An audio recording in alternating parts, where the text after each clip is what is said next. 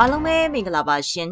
ခေတ်သစ် TV သတင်းဌာနကနေပြီးတော့ထိတ်တန်းရောက်သတင်းများကိုတင်ဆက်ပြီးသွားမှာဖြစ်ပါတယ်အခုပထမဆုံးတင်ဆက်ပေးမယ့်သတင်းကတော့ကြောက်ပြူတိုက်ပွဲစစ်တပ်အထိနာပြီးစခန်းအချို့ဆုတ်ရလို့လေကြောင်းအနေရသတိထားကြဖို့စစ်ရှောင်းအရေးဆောင်ရွက်သူတွေသတိပေးတယ်ဆိုတဲ့သတင်းကိုတင်ဆက်ပြီးသွားမှာဖြစ်ပါတယ်ကြောက်ဖြူမျိုးနဲ့တိုက်ပွဲမှာစစ်တပ်အထိနာပြီးတက်ဆွဲထားတဲ့နေရာတွေကနေစုခွာနေရတာကြောင့်ရခိုင်ပြည်နယ်အတွင်းလေကြောင်းအနေရပို့ပြီးသတိထားကြဖို့စစ်ဘေးရှောင်တွေကိုကူညီနေသူတွေကသတိပေးပါတယ်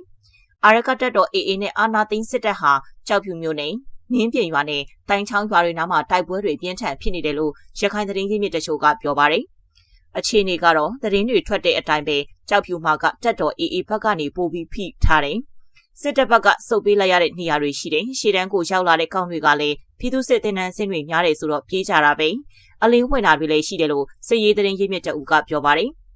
နိုဝင်ဘာလ19ရက်နေ့ကမင်းပြင်ရွာအနီးတိုက်ပွဲမှာစစ်တပ်စစ်ကြောင်းပြတ်သွားပြီးတဲ့နောက်ညပိုင်းအထိလေကြောင်းကနေအပြင်းထန်တိုက်ခိုက်ခဲ့တယ်လို့သိရပါတယ်။နိုဝင်ဘာလ14ရက်နေ့က AA ကယာယီဆုတ်ခွာခဲ့တဲ့မင်းပြင်ရေဒါစခန်းရှိမှာဝါဒဖြန့်တပ်ပုံရိုက်နေတဲ့စစ်သား20လောက်ကို AA ကလက်နက်ကြီးနဲ့ပစ်ခတ်ခဲ့လို့အားလုံးနီးပါးသေဆုံးခဲ့ပါတယ်။ကျန်တဲ့စစ်သားတွေကစစ်ကြောင်း2ကြောင်းခွဲပြီးရွာပတ်ဝန်းကျင်ကိုစီးနှင်းတိုက်ခိုက်ခဲ့တဲ့အတွက်တိုက်ပွဲတွေအပြင်းထန်ဖြစ်ပွားခဲ့တာပါ။19ရက်နေ့ကတိုက်ပွဲမှာ10ယောက်ကျော်ဖမ်းမိခဲ့တဲ့လက်နက်တွေလည်းရရှိခဲ့တာရှိတယ်။လက်ရှိမှာမင်းပြင်ရွာတဝိုင်းမှာစစ်ကြောင်းတွေပြန့်ကျဲနေပြီးတိုက်ပွဲတွေဆက်ဖြစ်နေတယ်လို့ရခိုင်သတင်းရင်းမြစ်ကပြောပါတယ်။တိုက်ပွဲမှာအထိနာနေတဲ့စစ်တပ်ကနိုဝင်ဘာလ18ရက်နေ့မနက်ပိုင်းကနေ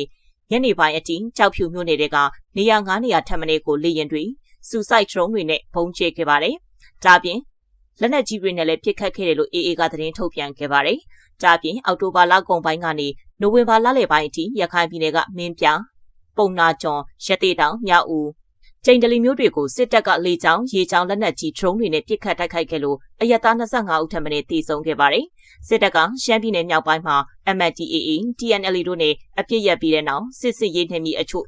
တုံသွားခြင်းကိုအခွင့်ကောင်းယူပြီးလေကြောင်းတိုက်ခိုက်မှုတွေအရှိန်မြင့်လာတယ်လို့ AA ကအောက်တိုဘာလ31ရက်မှာထုတ်ပြန်ပါတယ်။စစ်တပ်ဟာလူလူအပေါ်ကန်းကုန်အောင်ရက်ဆက်ရုံမာနေတယ်လို့ AA ထုတ်ပြန်ချက်မှာဖော်ပြထားပါတယ်။စစ်အုပ်စုရဲ့လေကြောင်းရေကြောင်းလက်နက်ကြီးဒရုန်းများတိုက်ခိုက်မှုတွေကိုသတိပြုကြဖို့တိုက်တွန်းထားပါတယ်။ TNLA, MNDAA တို့နဲ့အပြစ်မရက်ခင်မှာလေကြောင်းတိုက်ခိုက်မှုတွေပြင်းပြင်းထန်ထန်လုပ်ခဲ့တဲ့လုပ်ရမျိုးကို